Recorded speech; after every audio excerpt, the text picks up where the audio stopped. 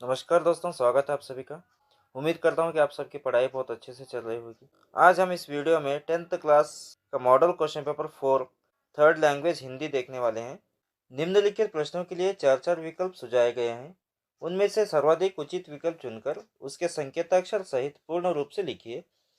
प्रश्न 1, ईमान शब्द का विलोम शब्द है। ये बेईमान, बी ईमानी, सी इनाम, डी ईमानदार। इसका सही उत्तर होगा ये बेईमान। प्रश्न 2, बादशाह शब्द का स्त्रीलिंग रूप है। ये राजा, बी रानी, सी बेगम, डी सेविका। इसका सही उत्तर होगा सी बेगम। प्रश्न 3, निम्नलिखित शब्दों में से एक वचन शब्द है। ये लड़के, बी मालाएं, सी बातें, डी आंख। इसका सही उत्तर होगा डी आंख।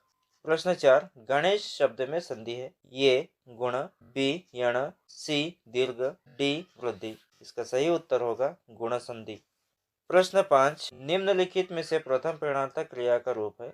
ये चलना, बी चलवाना, सी चलाना, डी चल। इसका सही उत्तर होगा सी चलाना।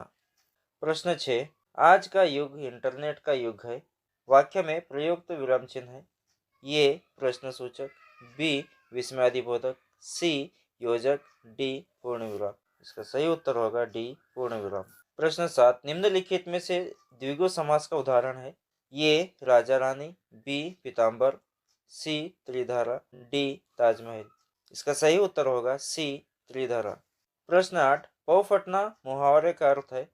ये प्रभात होना, बी शाम होना, सी इस्तेमाल होना, डी भाग जाना। इसका सही उत्तर होगा प्रभात होना। निम्नलिखित प्रथम दो शब्दों के सूचित संबंधों के अनुरूप तीसरे शब्द का संबंधित शब्द लिखिए। सेब बेचने वाला बेईमान निकला तो रेवड़ियां बेचने वाला ईमानदार निकला। जैनुलाब्दीन आशियम्मा, जलालुद्दीन जोहरा। ई हैकिंग अभिशाप है, ई गवर्नेंस पारदर्शी प्रशासन। तुलसीदास राम भक्त के कवि है, सूरदास कृष्ण भक्ति के कवि है।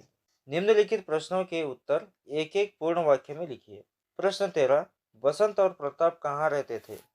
उत्तर, बसंत और प्रताप भीखू आहिर के घर में रहते थे। प्रश्न 14, समय किसका दिया हुआ अनुपम धन है? उत्तर, समय ईश या भगवान का दिया हुआ अनुपम धन है। प्रश्न 15, ITES का विस्तृत रूप क्या है? उत्तर, इंफॉर्मेशन टेक्नोलॉजी एनबिल्ट सर्विसेज। आपको हिंदी समझ में नहीं आया तो इंग्लिश में भी है, आप यहाँ पे भी देख सकते हैं। प्रश्न 16, आज की दुनिया कैसी है? उत्तर, आज की दुनिया विचित्र और नवीन है। निम्नलिखित प्रश्नों के उत्तर 2-3 वाक्यों में लिखिए। प्रश्न 17, मातृभूमि कविता में भारत माता का स्वरूप कैसे वर्णित है?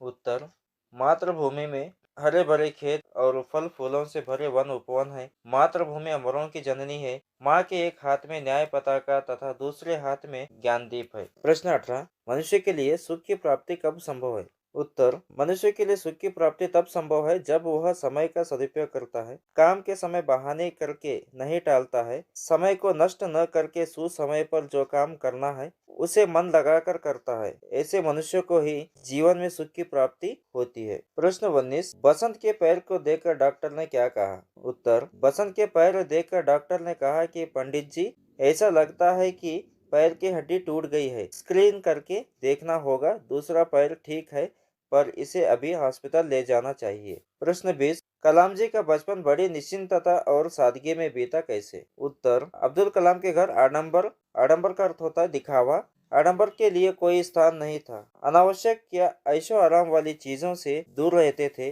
घर में अनावश्यक चीजें समुचित मात्रा में सुलभता से उपलब्ध थी। प्रश्न 21, दुकानदार ने सेब का वर्णन कैसे किया?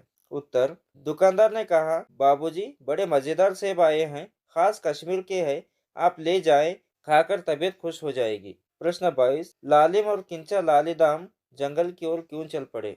लालिम और किंचा लालीदाम दोनों मकान कैसे बनाए जाते हैं, इसकी पूछताछ पशुओं से करने के लिए जंगल की ओर चल पड़े। प्रश्न 23, शनि सौरमंडल का सबसे सुंदर ग्रह है कैसे, अथवा शनि का वातावरण कैसे बना हुआ है?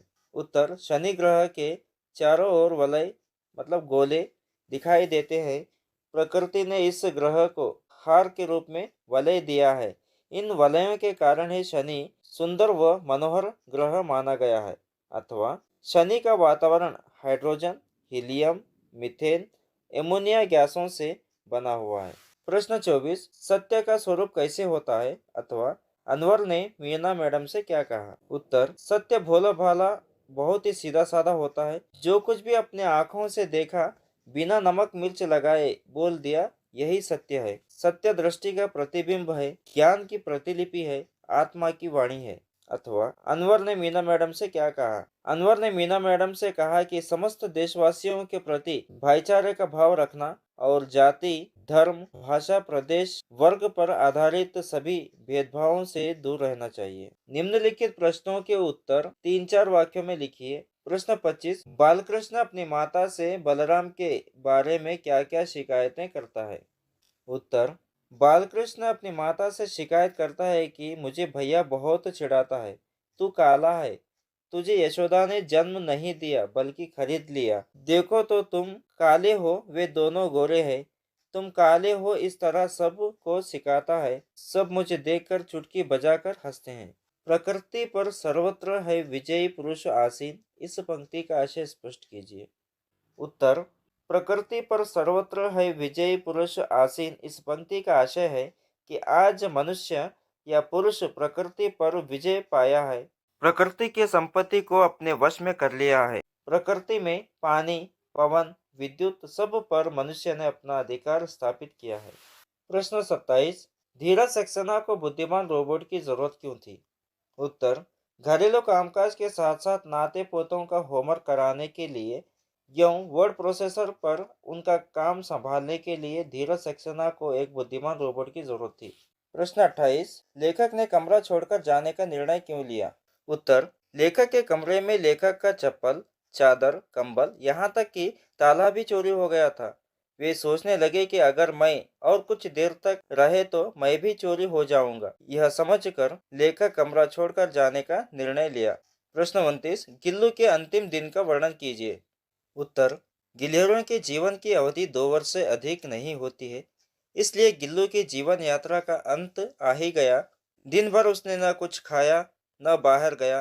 पंजे इतने ठंडे हो रहे थे कि लेखिका ने हीटर जलाकर उसे उष्णता देने का प्रयत्न किया, लेकिन प्रभात की प्रथम किरणों के साथ ही गिल्लू चिर निद्रा में सो गया। प्रश्न 30, गांव को आदर्श गांव कैसे बनाया जा सकता है? उत्तर, गांव की नियमित साफ सफाई करके गंदगी को दूर करना चाहिए। गांव को हरा भरा रखना चाहिए। गांव का कूड़ा एक निश्चित जगह पर डालना चाहिए। स्वच्छता के प्रति लोगों को जागरूक बनाना चाहिए। इस तरह गांव को आदर्श गांव बना सकते हैं। प्रश्न 31, बचेंद्र ने पहाड़ पर चढ़ने की तैयारी किस प्रकार की? उत्तर, बचेंद्र ने पहाड़ पर चढ़ने के लिए 2 बल बनाए गए। सुबह हल्का नाश्ता करने के बाद 5:30 बजे तंबू से निकल पड़े। अंग दरोजे के साथ बगैर रस्सी के ही चढ़ाई की। वहां जमी हुई बर्फ को काटने के लिए फावड़े का इस्तेमाल किया। नायलॉन की रस्सी के सहारे चढ़ाई की। ऑक्सीजन की आपूर्ति रेगुलेटर बढ़ाकर कठिन चढ़ाई आसान बनाई। निम्नलिखित दोहे का भावार्थ अपने शब्दों में लिखिए। तुलसी साती विपत्ति के, विद्या विनय विवेक, साहस सुकृति, सुसत्य व्रत, राम भरोसो एक। इस दोहे का भावार्थ इस प्रकार है। इस दोहे में तुलसीदास जी ने विपत्ति अर्थात बुरे समय के मित्रों के बारे में बताया है। तुलसीदास जी कहते हैं कि तब उसकी राम पर भरोसा करने वाला साहसी, सुकृतवान और सत्यव्रती बनता है। प्रश्न 33, निम्नलिखित वाक्य का अनुवाद कन्नड़ या अंग्रेजी भाषा में कीजिए। सत्य की महिमा अपार है। सत्य महान और परम शक्तिशाली है। अतः हमें हर स्थिति में सत्य बोलने और पालन करने का अभ्यास करना चाहिए। The glory of truth is very big. Truth is great and most powerful. Therefore we should practise speaking and following the truth in every situation. ಸತ್ಯದ ಮಹಿಮೆ ಅಪಾರ. ಸತ್ಯವು ಶ್ರೇಷ್ಠ ಮತ್ತು ಅತ್ಯಂತ ಶಕ್ತಿಯುತವಾಗಿದೆ. ಆದ್ದರಿಂದ ಅವರು ಪ್ರತಿಯೊಂದು ಸಂದರ್ಭದಲ್ಲೂ सत्यವನ್ನು ಮಾತನಾಡಲು ಮತ್ತು अनुसरिसಲು अभ्यास ಮಾಡಬೇಕು. निम्नलिखित प्रश्नों के उत्तर 5-6 वाक्यों में लिखिए. प्रश्न 34, कर्नाटक के प्राकृतिक सौंदर्य का वर्णन कीजिए, अथवा कर्नाटक की शिल्पकला और वास्तुकला का परिचय दीजिए। उत्तर, कर्नाटक की प्राकृतिक सुषमा नयन मनोहर है। इसके पश्चिम में विशाल अरब सागर है। इस प्रांत के दक्षिण से उत्तर की छोर तक लंबी पर्वतमालाएं फैली हुई है। ये पश्चिमी घाट कहलाती है। इसका कुछ भाग सह्याद्री कहलाता है। दक्षिण में नीलगिरी की पर्वतावालियां शोभायमान है। अथवा शिल्पकला, बादामी ऐहोळे पट्टादकल्लु के मंदिरों की शिल्पकला अद्भुत है। बेलूरू हळेबीडु सोमनाथपुर के मंदिरों की मूर्तियां सजीव लगती है। श्रवण बेलगोड़ में गोमटेश्वर की मूर्ति 57 फुट एक शिला प्रतिमा दुनिया को त्याग और शांति का संदेश दे रही है। वास्तुकला, बादामी ऐहोळे पट्टादकल्लु के मंदिरों की वास्तुकला अद्भुत है। विजयपुर के गोल गुम्बज की विस्परिंग गैलरी वास्तुकला का श्रेष्ठ उदाहरण है। मैसूर का राजमहल कर्नाटक के वैभव का प्रतीक है। Saint Philomena church Jagan Mohan राजमहल का पुरातत्व वस्तु संग्रहालय आकर्षणीय है। प्रश्न 35, कविता की पंक्तियां पूर्ण कीजिए। असफलता एक चुनौती है, इसे स्वीकार करो। क्या कमी रह गई देखो और सुधार करो। जब तक न सफल हो नींद चैन को त्यागो तुम। संघर्ष का मैदान छोड़कर मत भागो तुम।